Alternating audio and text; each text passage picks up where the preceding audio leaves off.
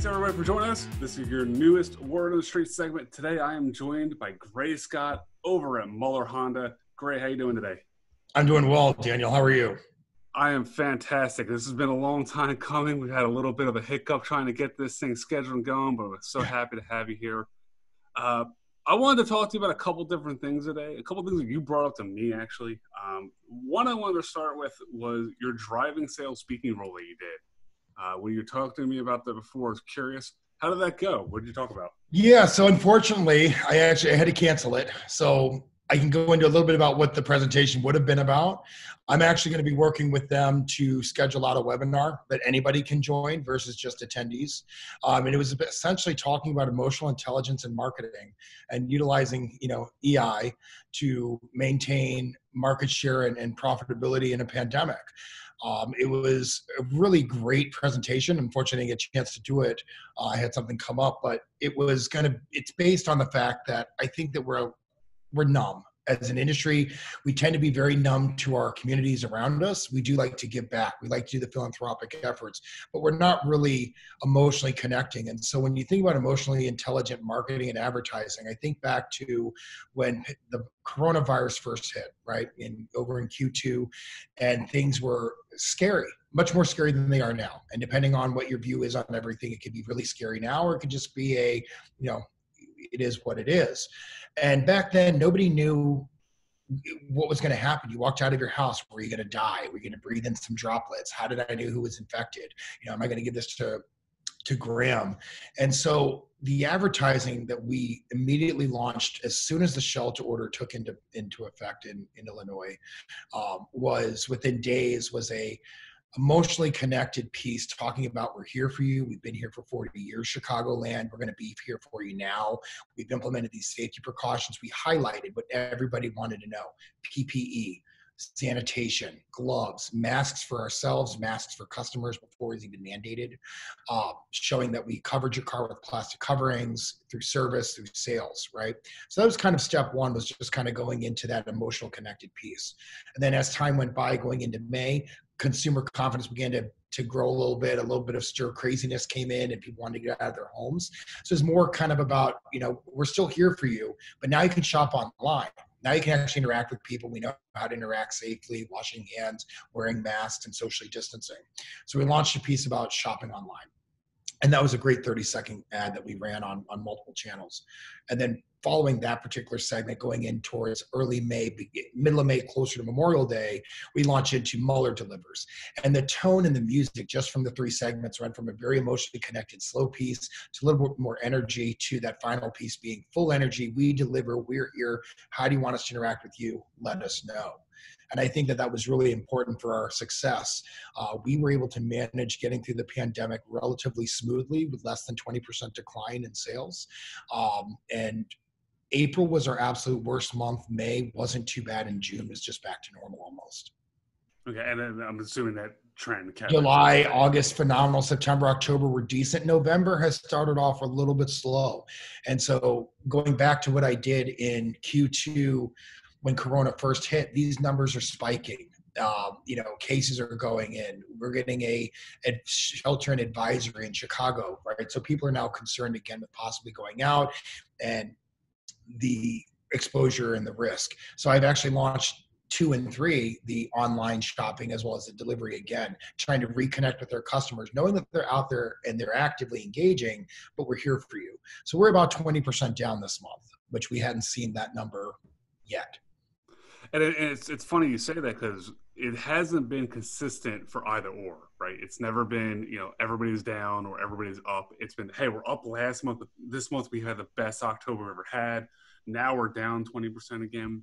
And it's all geographical, depending on where your dealership and your business is located. Right. I mean, if you're in the center north right now, you're slow. I mean, everybody's getting killed up there. If you're in parts of California, it's been mostly fine. If you're in the middle of the country where don't have a lot of people, you probably haven't seen much at all. But it's interesting how the ramifications of what COVID has done to this industry, I don't think are going to go away even post-COVID. Things like how we're going to look at digital retailing, right? People now got tastes of this where they didn't ever consider before, but now people are starting to use it. Your customer base has almost had its own sense of getting involved with these devices basically by necessity. So, Yeah. any experience with that or anything like you want Well, to? yeah. So obviously, internet traffic is through the roof. It always has been for us. I've done very well for us while I've been here building, good SEO and good organic traffic as well as paid traffic. And so obviously the internet traffic is up. What's interesting is that when all of this first came to be in the beginning of the pandemic, the shift from mobile to desktop was massive. You're talking, it used to be like a 70-30 split. Now it's like 30 mobile, 70 desktop. And as people become more comfortable and out there in mobile again, the mobile shift has returned to, mobile first and then desktop. What I think is so fascinating is that we have just all become so accustomed now to online ordering. Everything is available at a touch of a button. When you pay for bills, if you go out to eat, a lot of them have QR codes that you scan to pay your bill. So I'm not sure that people are going to completely go to that Carvana model of buying a car online and having it delivered to the doorstep. But I think more and more what I've seen is the engagements of people trying to get to that finite number before they even have the conversation. So whether it's digital retailing or it's a payment calculator, the engagements are through the roof. Just last month alone, we had over 5,000 engagements, and that's just interaction. So one person could have 50 engagements, but it was just interactions with a tool that we have on our site. And I've seen that number steadily increase over the last 6 months.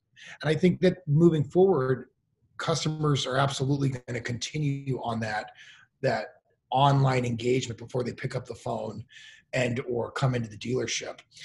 Convenience factor, it's anonymous. They don't have to give you their personal information. Lead forms are way down. Phone calls tend to be pretty high up, and walk-in traffic is absolutely, I don't want to say halted, but it's definitely not what it used to be without an appointment. Right, and especially for things like service, right? Like I know I need to get my car serviced. I mean, I'm looking at Yeah. things online. They're like, can they come pick it up? Can they come tell me what it is? Do I need to drive it down there? Because I can't sit in the service center and wait for my car to get done. It doesn't work like that Yeah, anymore. and we did a great job kind of sectioning off the service waiting area so that people were socially distanced and make sure we're sanitizing. And with the rise in numbers now, we've increased our shuttling to make sure that people can get from the dealership to their home, so they don't have to sit around. And the same thing goes with not only for the safety of our customers, but the safety of our employees. Our employees are getting into consumer vehicles every single day, not knowing what they're sitting inside of, right? So there's precautions all around. I definitely believe the industry has changed. I think it's changed for the better. I think that dealers have needed to be more transparent from the days I was at dealer.com a decade plus ago to now it's forced. If you're not transparent, you're not going to get an opportunity at bat. And these retailing tools, these calculator tools are basically now the hidden number of what's my taxes, what's my plate fees, what's the end of month total cost. And what we find is obviously a lot of people are more monthly payment shoppers. They're not necessarily total cost. So these tools are giving them that access that they never once had. And there's also a big opportunity with like the SEO, like you mentioned before. Like it's not just about being transparent; it's also about being helpful. You gotta have actual stuff on your website that describes how the process works. You gotta actually write it down for people in like bullet point steps of how this is going to work. Otherwise, people are going to get lost on your site, or a competitor down the street is going to have it. They can just come and look at their site. You do. Your site has to be clean. All right. So everyone's on they were click heavy before. Now they're click heavy now, and they're not coming in. So you need to make sure that you engage them right on. One of the things I recommend to people is making sure they have a COVID tab or a COVID link on your site. And I tested this. I had it on there for a long time. I felt like consumer confidence and people kind of reinteracting with society had regained its momentum. So I removed it. Our phones blew up. What are you guys doing for COVID? What kind of precautions are you taking? To the point that I got a phone call. You've got to put this back on our website. I put it back on. What are you doing for COVID? Immediately dropped. So again, it's that how many clicks does it take to get to the final solution? And when you talk about SEO is so important. It's something that we all talked about in our industry 5, 6, 8 years ago. It was really big. And then it kind of, it never died, but then all of a sudden the PPC game and the social media and, behavioral targeting and lookalikes and everything else. But SEO at its core crux is still what drives the traffic to our site when we're not really expecting it necessarily. And so what I say, to back that up is we cut our budgets by nearly 60% in March and April. And our number one referral was organic traffic. And you look at those pages that were referring the traffic, and they were the organic SEO pages. When it comes down to SEO, it's so important to not just, you have to know what it is that you're looking to achieve and have the partner that knows how to deliver that, whether it's the structured data, the schematic markup, however in whatever it takes, right? And what's driving the traffic keyword wise. And I just say this, and you can try this actually, it's kind of cool later on. But if you Google coolest guy in Gurnee, that's what SEO is all about. Oh boy. So anyways, you can check that out later. You guys can omit this if you want from the interview, but what will happen is you'll see me. I will populate top of Google no matter where you are in this country. I've yet to have somebody do it outside of Illinois and have it populate elsewhere, or not have it populate something else. But the reason I say that is it just shows the importance of SEO. And if you can structure that data appropriately with the right snippets, then you too can rank for what consumers are looking for. Yeah, absolutely. It's so important to the snippet game to mention, because there's a lot of discussion in SEO about, are snippets really that worth it? Because for a lot of them, they're going to pull FAQ questions off your website to the server. And when you see it at the top, if you just answers your question, you don't need to click in. It's effectively taking that click away from you without ever giving it back. Then it answers. But when you think about that, what you just said, if it answers the question and you're the brand that's clearly answering the question, and they don't click, then maybe their next step is a phone call. Or maybe they just go, oh, I know them, let me call so-and-so. Maybe they just come in, Exactly. And that's the discussion, because then it becomes less about your analytics then. It becomes less about like your clicks to your website, about more of what the actual purpose of it all is. Because, I mean, SEOs, just like every other business, is culpable of this. They focus too much on raw numbers and not the outcome. What is the outcome of it? So are they getting actual sales from this, or are you getting the interaction with it, or you're just looking at your time on site and seeing it go through the door like, wow, we're doing amazing.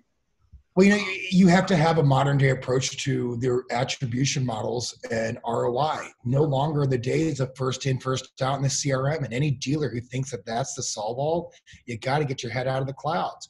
We invest so much money on so many different channels. You have to understand that each one is going to play a role in driving that consumer to your business, whether it's automotive or another shop of sorts, right? And really it boils down to make sure you have a process inside to how did you find us? And one of the things I hate is, so how'd you find us? On the internet search. I hate that CRM reply, but at least I'll take internet search, because I know that whatever it is on the internet, whether it's PPC or whether it was SEO, it got them in, right? Or maybe cars.com or another third party. I'm not trying to give anyone a plug.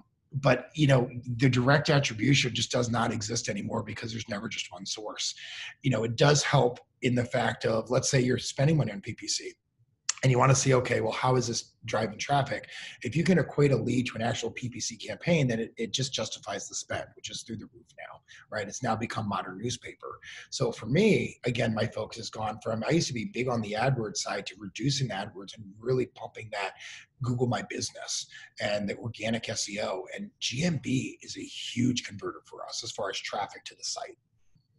Yeah, I mean, GMB, if you any source of traffic that comes from GMB is always a higher quality traffic every single time. They click more, they spend more time, they do everything more on your site. And it's interesting you mentioned about like PPC and the way it affects SEO and vice versa, because things like assisted traffic is not talked about enough.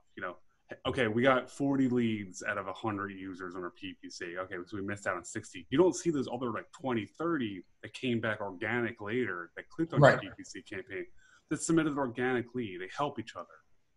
And those are channels that I think people need to get more comfortable with. They need to understand that the whole story, not just looking at, that front page screen of Google Analytics and saying, that is all that matters. You can't just look at analytics. You got to look at so many. And if anything, you need to be progressive and find a partner that has a true analytics attribution platform that can tie in the referral information and analytics and your CRM and, foot traffic and your DMS sales. And, when you can get that robust, gotta love it. anyways, as the analytic, are we still live? All right. Oh, we're good. So Yeah. you got to get a platform that somehow tie all that in, right? But then the next question goes is when they come to the site, what are the behaviors? Sure, they got there. Sure, they looked at X number of pages, but are they actually engaging with my pages? Are they actually engaging with any portion of my site? So some of the things that I've always done for years is I run Hotjar. Hotjar does heat mapping. Hotjar does video recording of users on my site where I can actually see what it is they're doing and their actions that they perform. So some days I'll sit there and just kind of review a couple hundred videos just to get an idea spaced out throughout the time frame that I'm recording. And it's fascinating because I have one GSM who I know he's progressively old school, let's just say that, and he's obsessed with 15 slides on the website. And I always pull up this heat map and I go, do you see these first 4 dots? They're cherry red. After the cherry red, they're cold as ice. They are blue. Nobody's clicking them. We're doing these for the manufacturer, right? So making sure that you have a good user experience. All these things tie in. And if anything out of all of this is, the user experience is so clutch. Yeah, And absolutely. partnerships. I think it's so important too for us as dealers to have partners that are willing to help us when we need them, whether it's during a pandemic where we might need a little something for a little bit less because our budgets are tight, or whether it's I have this idea, I'm not paying $900 to this vendor for it, but I know it can be done coded. Can you do this on my site? And we come up with the code ourselves and we launch it, internally through our own website. So I think having good partnerships is absolutely key for continual growth as well. You can't be content with the status quo. You need to see the status quo is always 5 ordinary years done behind you. extraordinarily well. That's what it boils down to. Mediocrity is unacceptable. Right. Absolutely.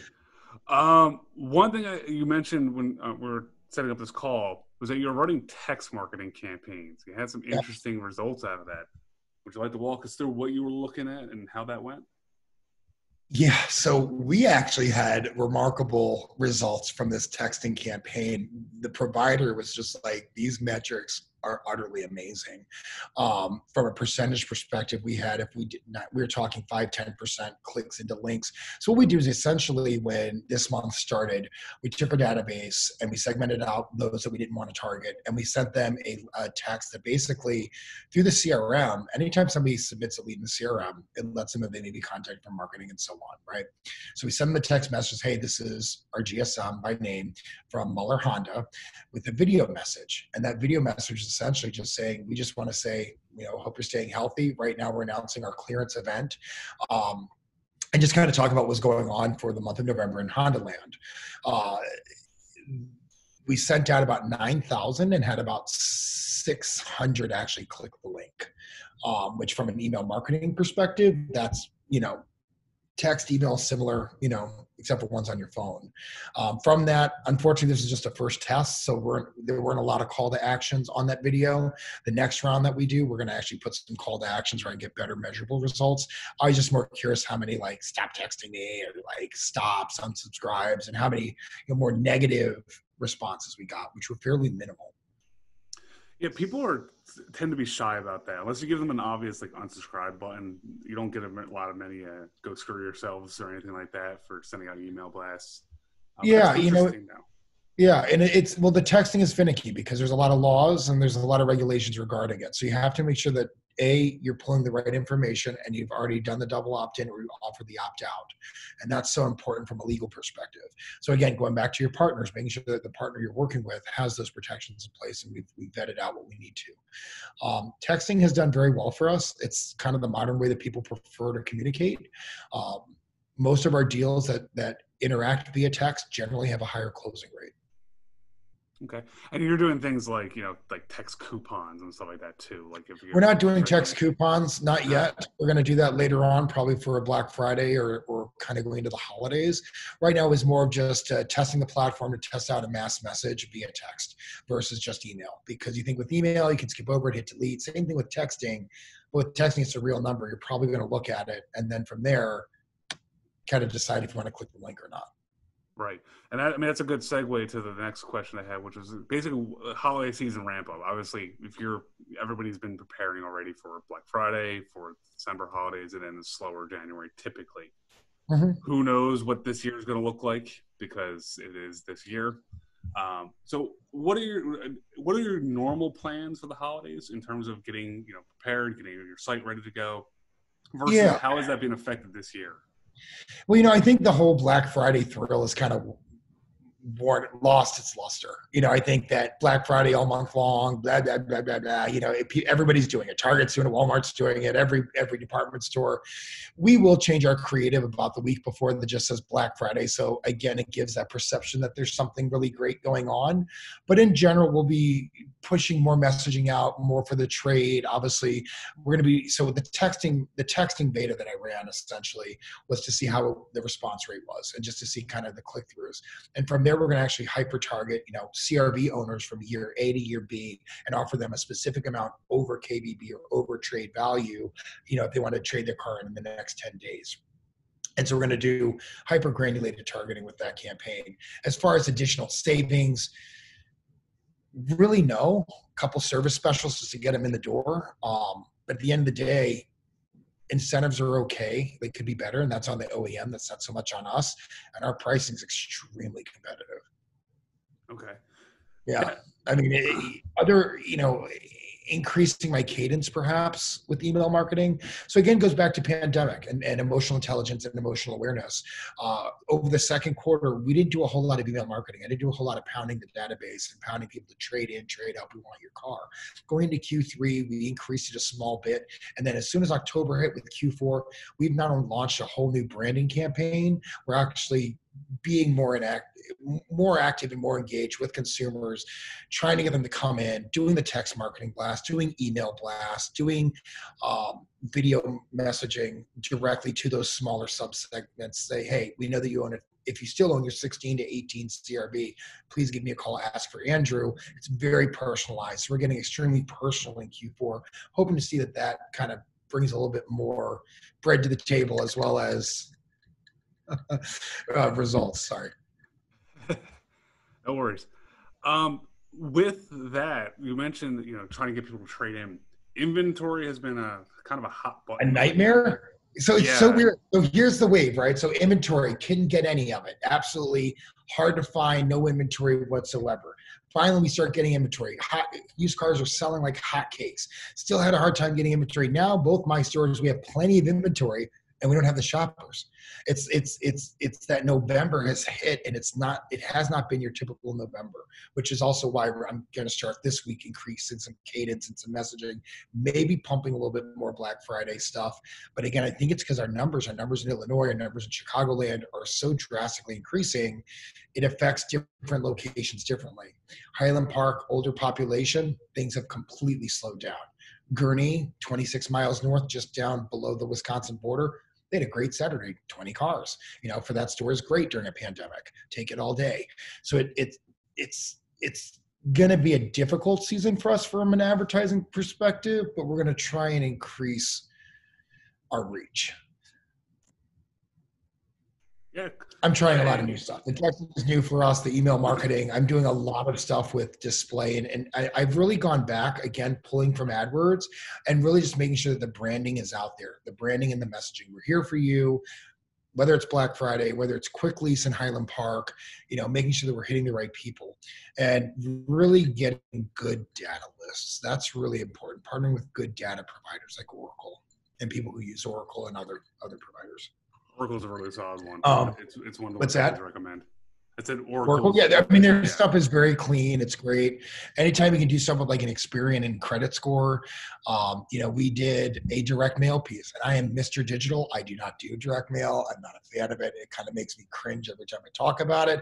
But we just dropped a piece last week and had 200 plus leads come in through the system. So I gave the guys some stuff to work on. But we're definitely kind of pulling out some old tactics and new tactics to try and get through the rest of the year. Again, November's a little slower, but we've gotten through the pandemic pretty well. I think we're going to wind up just shy of 20% or less, for the year. So probably closer to that lower 12 to 15 as far as new car volume. So, Mr. Digital, you did something a little bit ago, a couple months, but I think pre-pandemic that you and I were talking about, and that was voice search, where you went through your website and used schematic markup to mark up things on your website with voice search opportunities. How has that been with you? I mean, have you seen more people using their Alexas or Google? Nope, No, nothing. I just did it because I just wanted to do it. And it's something that, it's nice to have the foundation laid, so that way, if it were to come, then we're at least prepared for it. Mm-hmm. Um, I still am updating the pages. We're still updating the schema. We're still updating the snippets for the voice assistants. But again, I think of myself. And if I was a normal automotive shopper, I'm not going to sit on my couch and say, I'm not going to say the name because I have her in every room.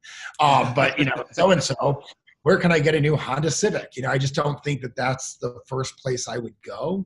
So more or less trying to write the SEO with the partner that answers questions, right? From a schematic perspective and more from a contextual perspective versus straight keywords. And it's what we talked about before, where it's about getting people who associate your brand with the information that was good and helpful and useful. And a lot of times it's branding. Dealers don't want to think about branding is so important. It's so important today too, especially if you have a good reputation and you want to be seen.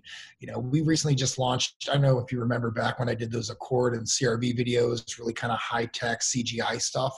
So we just launched one for our quick lease program in Highland Park, and just offering our no money down lease, WYSIWYG, what you see is what you get. And that's kind of us. We've always been a little bit kind of above as far as the advertising goes, some little cutting edge technology, the process, and generally people really just enjoy working with us. So starting next week, I'm actually launching more display, but again, it's branding, but our display ads aren't your typical dealer offer, come shop now. It's dealer, here's a review from a live customer, shop now. So drive them to our website through reviews. Great That are actually segues as screenshots from different listing sites. Sorry, say that again. That are actually like screen grabbed from actual listing sites. So I'm taking a screen grab of a 4-star or a 5-star. You know what? I even like using 3 stars because it shows that you're real. It shows that this is a legitimate review. 3s are fine. I prefer 4s and 5s, but I'll take a 3-star on Yelp all day. And even when you use like things like reputation management, or you talk about reputation management and generating more reviews and getting people more to leave you Google reviews, which does help your SEO. If you're listening to this and you're not doing this, please get reviews, respond to them. What are your, how are you guys handling that internally? How are you handling generating reviews? How are you handling responding to reviews? We don't do it internally because we're not doing it internally. Well, so here's what it is. So we actually utilize a couple different technology providers to reach out to customers when an RO closes or a sale is done, asking them to please review us on Google or Dealer Rater, wherever it might be. When it comes to the response reviews, I have worked pretty diligently with both of the providers to make sure that our responses are organic and actually written. They're not just click and drop like canned, oh, we're so sorry you felt that way, please email us with more details. None of that. Anytime something is less than 4 stars, I'm immediately queued up. It's in my inbox and on my text message, and I can look at it and respond myself. So that's how we're handling the reviews. Automation is key. I use automation for all kinds of progress and progressive marketing, whether it's using data mining with automation, equity mining with automation. It's huge because there's just no way that I humanly possible can do that all myself. I have to rely on these computers, but I set the parameters and I set the algorithms essentially of what I'm looking for. Yeah, I mean, you either need a computer to do it or you need a person. And one is cheaper than the other. So typically people, if you can do it, do the It is, and there's just so many. We're so busy with ROs and sales to personally request a review would be rather difficult. I will say that I've had the most success generating reviews through a platform that utilizes text messaging. Right, which is common and, again, effective. I think it's a little bit more effective than email campaigns to generate reviews. People don't really typically like that. Especially, like the previous phone call. I know some companies that they will call you after you're done their service and they're like, hey, go to this place or this place, or we're going to text you a link. So say yes. It just goes back to the fact that when you're on email or you're sitting in front of your computer, you're probably working. And so the last thing you want to do is be distracted with a review. But it comes through your text message. It's on your phone. You're on your phone anyways. You're done. Right. it just goes back to, again, why we're looking at these text platforms to utilize them for marketing and to kind of generate some traffic. The one thing I found really remarkable too from the texting was there was a lot of phone calls from them, people just hitting call back. And I would say it was a very successful campaign, which gives me the precedence to now move forward with the more granulated campaigns and saying, hi, this is so-and-so, I'm looking for this and this between these years and miles, if this is you, please call me. And just, again, trying to stockpile that inventory. Yeah, and understanding that core source of what are people going to be using this on when you see it come through. You mentioned that the desktop to mobile split has obviously redistributed itself because of COVID. When people think about desktops, they always think about big screen, big Mac or something, or big PC with double screens. The people working on laptops, they got these little tiny screens still. So when they send out these mailers specifically to get through desktop screens, they're not taking the fact that no, you should still kind of look at it almost like a mobile perspective. I mean, right now I'm recording this on a 13-inch laptop. I don't have this big bulking thing at home because what? I want to go sit at my kitchen table. I want to go sit on my couch. I'm stuck inside all day. I'm not going to sit in one spot. What are you crazy? So that's it's what I thought. Yeah.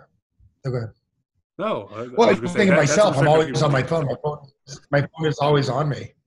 It's sorry. I just the phone, the laptop is, like you said, you can have a large laptop or a small laptop. When it comes to your mobile and text message, it's always in your pocket. It's always on you. So maybe you don't respond now. You can respond later. I think of everything. I mean, last year I did my holiday shopping. When I think about it, it was all done by mobile phone. Everything. There was a few pieces that I picked up when I was out and about. Oh yeah, Amazon, department stores, whatever it was, show up in the mail. If I didn't like it, you just go return it. But it was all initiated mobily because it was just more convenient. It was more convenient to sit there on the couch with my phone, which I have, a bigger screen, get things done versus let me sit down, let me pull out the Mac, let me open it up. It's quick. See, that's interesting. I've never done the shopping via mobile. I've always I've looked for things really quickly, added things to a list. But when I'm going to be okay, who do I have to buy for? I have a little I write a little the Apple Note thing, and I pull up everybody's name, make sure okay, checked off. Yeah. But I need to have two screens to look at, or again my laptop just a little bit bigger. But that's interesting because I wonder, and I think about what are younger generations who are now millennials are all having kids now. We're almost to the point where Gen Z is going to start to be in college and they're going to start shopping and having income coming in. How is that going to change things in terms of, mobile versus an actual laptop computer or even a pad, like an iPad or, any other kind of tablet?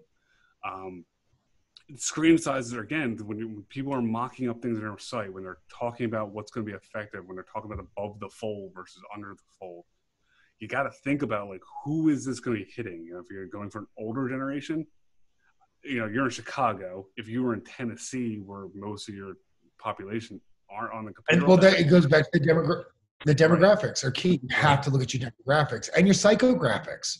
What are the people that generally are coming to your website on a monthly basis? It's not a direct representation of all your customers, but it's going to give you a pretty good idea of what it is that they're into and what they're doing, right? Look at the operating system. If it's all Safari or Apple-based, Apple OS, that gives you a demographic profile of that individual, right? So this is all the information that I know we kind of talk about analytics, but beyond the clicks and everything else, you've got to look at where you're going to find these people, which also helps with your messaging, the creation of creative, the message, what's important to people, right? And that's what I think we forget about. It's not just the offer and the deal and the OEM, it's the how do we connect? Right. And even more so, separating the idea that everybody that's online is everybody that goes to your store, or they're the same thing. They interact the same. They want the same things. They're interested in the same things. No, it's not always the case. Sometimes people go to your store a little bit different than somebody that, is just casually browsing the web for a vehicle. Yeah. So it's again, and with the online and the retailing and everything else, I look at my mobile traffic, which is through the roof. and chats have been huge for us. Our chats have absolutely doubled in the last 6 months than they were before. And what I found to be the most helpful for us is I found someone who is younger.